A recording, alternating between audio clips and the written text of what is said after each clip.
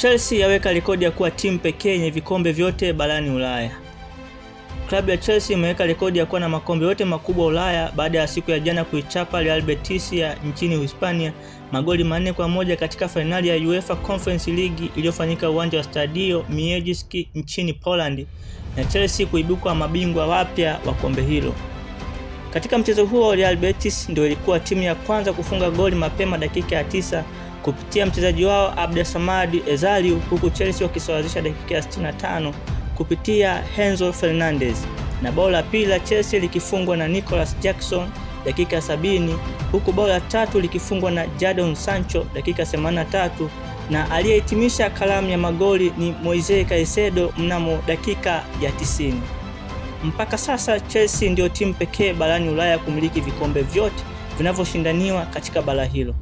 Historia hii imewekwa baada ya timu hiyo kushinda mchezo wake wa fainali ya Conference League dhidi ya Real Betis kutoka nchini Uhispania.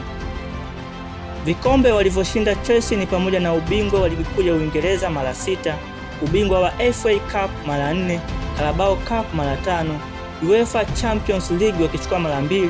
UEFA Conference League wakichukua mara 2, UEFA Super Cup wakichukua mara 2,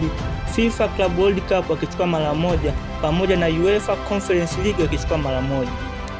Orodha hii ya vikombe inafanya timu ya Chelsea kuwa timu pekee barani Ulaya kumiliki vikombe vyote vikubwa barani humo.